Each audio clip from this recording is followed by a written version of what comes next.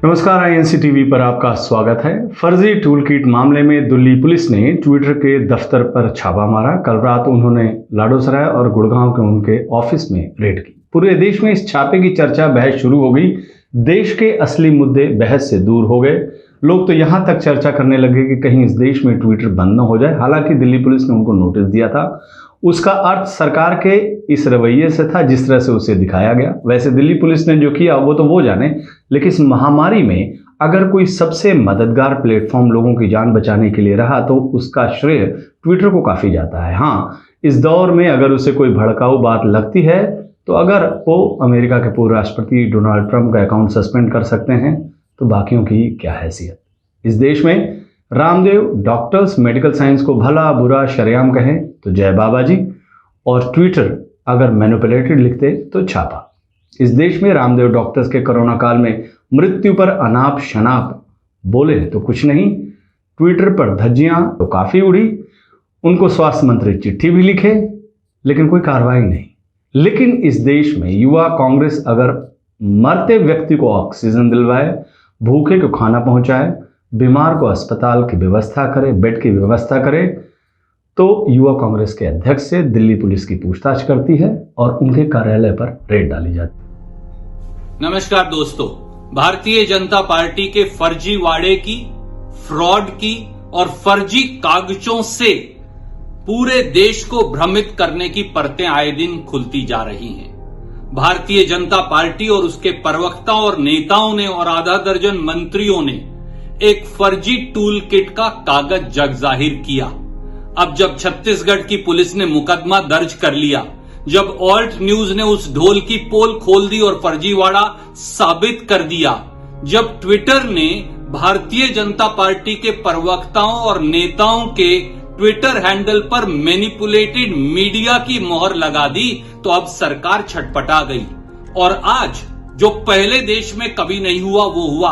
अब ट्विटर के दिल्ली और गुड़गांव दफ्तरों पर रेड मरवाकर भारतीय जनता पार्टी की सरकार सोशल मीडिया के ट्विटर और दूसरे प्लेटफॉर्म्स को डराने का घिनौना प्रयास कर रही है। मोदी जी ये जान लें, जब भारतीय जनता पार्टी के लोग फर्जीवाड़ा कर रहे थे तो सरकार उनके संरक्षण में क्यों खड़ी है।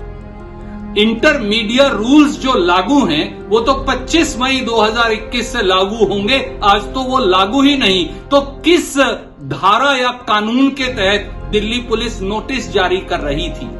और अब जब 6 कैबिनेट के मंत्री समेत आईटी के मंत्री रविशंकर प्रसाद, जिन्होंने इस ट्विटर हैंडल को, इस मैनिपुलेटेड मीडिया को यूज किया था, जब उनकी ढोल की पोल खुलती नजर आई तो अब दिल्ली पुलिस के पीछे पूरी भारतीय जनता पार्टी की सरकार खड़ी हो गई है। जान लें, दर्ज कर लिया। जब ऑल्ट न्यूज ने उस ढोल की पोल खोल दी और फर्जीवाड़ा साबित कर दिया, जब ट्विटर ने भारतीय जनता पार्टी के प्रवक्ताओं और नेताओं के ट्विटर हैंडल पर मैनिपुलेटेड मीडिया की मोहर लगा दी, तो अब सरकार छटपटा गई। और आज जो पहले देश में कभी नहीं हुआ वो हुआ। अब ट्विटर के दिल्ली और गुड़गांव दफ्तरों पर रेड मरवाकर भारतीय जनता पार्टी की सरकार सोशल मीडिया के ट्विटर और दूसरे प्लेटफॉर्म्स को डराने का घिनौना प्रयास कर रही है। मोदी जी ये जान लें, जब भारतीय जनता पार्टी के लोग फर्जीवाड़ा कर रहे थे तो सरकार उनके संरक्षण में क्यों खड़ी है। इंटरमीडिएट रूल्स जो लागू हैं वो तो 25 मई 2021 से लागू होंगे। आज तो वो लागू ही नहीं, तो किस धारा या कानून के तहत दिल्ली पुलिस नोटिस जारी कर रही थी। और अब जब 6 कैबिनेट के मंत्री समेत आईटी के मंत्री रविशंकर प्रसाद, जिन्होंने इस ट्विटर हैंडल को, इस मैनिपुलेटेड मीडिया को यूज किया था, जब उनकी ढोल की पोल खुलती नजर आई तो अब दिल्ली पुलिस के पीछे पूरी भारतीय जनता पार्टी की सरकार खड़ी हो गई है। जान लें, इस देश के नौजवान, इस देश के युवा, इस देश के लोग इस प्रकार से जबरन जबान पर ताला लगाने की कोशिश जो है उसमें आप कभी कामयाब नहीं होंगे। आप युवाओं की, इस देश के सोशल मीडिया प्लेटफॉर्म्स की जुबान बंद नहीं कर सकते। आपका फर्जीवाड़ा साबित हो गया है और इसकी सजा भाजपा के नेताओं को अवश्य मिलेगी। वैसे ट्विटर मामले में दिल्ली पुलिस कहती है कि दिल्ली पुलिस एक शिकायत की जांच कर रही है जिसमें भाजपा नेता संबित पात्रा के एक ट्वीट को मैनिपुलेटिव के तौर पर रखा गया है और इसे लेकर ट्विटर से सफाई मांगी गई है। ऐसा लगता है कि इस मामले में ट्विटर के पास कुछ ऐसी जानकारी है जिसके बारे में हमें पता नहीं है और इसी के आधार पर उन्होंने ट्वीट को मैनिपुलेटेड का टैग दिया है। दिल्ली पुलिस आगे कहती है कि यह जानकारी पूछताछ के लिए अहम है। स्पेशल सेल सच्चाई का पता लगाने के लिए जांच कर रही है। दिल्ली पुलिस लिखती है कि ट्विटर ने जो सच्चाई जानने का दावा किया है उसे स्पष्ट करना चाहिए। सवाल ये उठता है कि मामला साइबर सेल का है और पहुंचती है स्पेशल सेल। जब ये रेड पड़ रही थी तो तेल का दाम कई शहरों में 100 से पार हो गया। सरसों का तेल डबल सेंचुरी के पास चला गया। मेहुल चौकसी गायब हो गए। वही मेहुल चौकसी जिनकी फोटो हमारे प्रधानमंत्री श्री नरेंद्र मोदी जी के साथ ट्विटर पर काफ़ी वायरल हुई थी।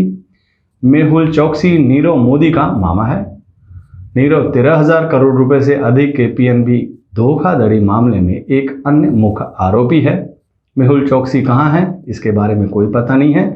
पुलिस वहां की छानबीन कर रही है। ट्विटर के सिंथेटिक और मैनिपुलेटेड मीडिया पॉलिसी के अनुसार ट्विटर अगर अपने प्लेटफॉर्म पर पोस्ट किए गए कंटेंट को भ्रामक, गलत या तोड़ मरोड़ कर पेश किया गया पाता है तो उसे वो रेड फ्लैग कर देता है और उस पोस्ट के नीचे ट्विटर जो है वो मैनिपुलेटेड मीडिया लिख देता है। अब पूरे मामले को समझते हैं। 18 मई को बीजेपी के प्रवक्ता संबित पात्रा ने ट्विटर पर एक लेटर शेयर करते हुए आरोप लगाया था कि कांग्रेस कोरोना महामारी के बहाने संगठित तौर पर प्रधानमंत्री की छवि को खराब करने के लिए अभियान चला रही है। हालांकि ये पत्र जो है इसमें कई कंटेंट फ्रॉड पाए गए, फर्जी पाए गए। ये अल्ट न्यूज़ के जब उन्होंने जांच की तो 18 मई को ही कांग्रेस रिसर्च डिपार्टमेंट के प्रमुख श्री राजीव गौड़ा ने ट्वीट किया और कहा, बीजेपी कोविड-19 मिसमैनेजमेंट को लेकर fake toolkit Congress research department के नाम से फैला रही है। हम इस धोखाधड़ी पर बीजेपी अध्यक्ष जेपी नड्डा और संबित पात्रा के खिलाफ एफआईआर कर रहे हैं। कांग्रेस ने संबित पात्रा, बीएल संतोष, जेपी नड्डा, स्मृति ईरानी और अन्य बीजेपी नेताओं के खिलाफ तुगलक थाना रोड पर शिकायत दर्ज की और एफआईआर दर्ज करने की मांग की, लेकिन अभी उसके बारे में कोई जानकारी नहीं है। 21 मई को ट्विटर ने बीजेपी नेता संबित पात्रा के ट्वीट को मैनिपुलेटेड बताया, यानी कि यह ट्वीट तथ्यात्मक रूप से सही नहीं है। अब इसको पूरी तरह से समझने की कोशिश करते हैं। इस लेटर हेड को कांग्रेस के दिए गए डॉक्यूमेंट के लेटर हेड से मिलाते हैं, जो कि आल्ट न्यूज़ ने इसको रिसर्च किया, इन्वेस्टिगेट किया, तो पता लगा कि कोविड मिसमैनेजमेंट के जो टूलकिट पर जो लेटर हेड का फॉन्ट है वो असली लेटर हेड से काफ़ी अलग है। इसे देखकर साफ पता चलता है कि कोई न कोई छेड़छाड़ की गई है। वैसे मुद्दा तो आज मेहुल चौकसी का है, जो देश का पैसा लेकर सरकार के नाक के नीचे भगा दिया गया या भाग गया होगा। आपको याद होगा वित्त मंत्री निर्मला सीतारमण ने इस साल मार्च में क्या दावा किया था। उन्होंने दावा किया था कि भगौड़े व्यवसायी विजय माल्या, नीरव मोदी और मेहुल चौकसी कानून का सामना करने के लिए भारत वापस आ रहे हैं। सीतारमण ने ये राज्यसभा में बीमा संशोधन विधेयक पर एक बहस का जवाब देते हुए ये बात कही थी। ये अलग बात है कि अब मेहुल चौकसी कहाँ गायब हैं, कहाँ लापता हैं, इसके बारे में कोई पता नहीं है। दूसरी बात, जो इस देश में सबसे बड़ा मुद्दा है जिससे ध्यान भटकाने की कोशिश भी हो रही है, वो है किसानों के सड़कों पर बैठे हुए 6 महीने हो गए हैं और सोशल मीडिया में वो काफ़ी बड़ा मुद्दा बन रहा है धीरे धीरे। किसान कल यानी 26 तारीख को काला दिवस मनाएंगे। दिल्ली की सीमाओं पर रोष है, नाराजगी है। विपक्षी दलों ने किसानों को समर्थन दिया है। इन मुद्दों से भटकाने के लिए कई ट्रेंड चलाए जाएंगे, आज चलने शुरू भी हो गए, लेकिन दर्द देश का जो है वो यही है। किसान सड़कों पर है, गाँव में मौतें हो रही हैं। एक महामारी के बाद दूसरी महामारी, गंगा किनारे लाशों की बाढ़ है, सेंट्रल विस्टा पर सवाल है, प्रधानमंत्री के नए आलीशान के बंगले पर सवाल है। कुछ दल टूल किट में व्यस्त हैं, ट्रॉल किट में भी व्यस्त हैं। कांग्रेस कोरोना महामारी में लोगों की मदद कर रही है। 23 करोड़ की आबादी वाले प्रदेश में शिक्षकों की मौत पर राजनीति हो रही है। सोचिए, जिस देश में लोगों के घरों में मातम है, पीड़ा है, वहाँ कुछ दल अगले चुनाव की अभी से तैयारियों में जुट गए हैं। इससे अफसोस बात इस युग में हो ही नहीं सकती। अफसोस इस बात का भी है कि प्रत्यक्ष तौर पर डॉक्टरों और दवाओं के खिलाफ बोलने वाले रामदेव अप्रत्यक्ष रूप से वैक्सीनेशन के खिलाफ भी लोगों के मन में शक फैला रहे हैं। पर सरकार चुप्पी साधे है। वो चिट्ठी से वार्ता कर रही है और कई चैनल बाबा की बूटी कोरोनिल बेच रहे हैं।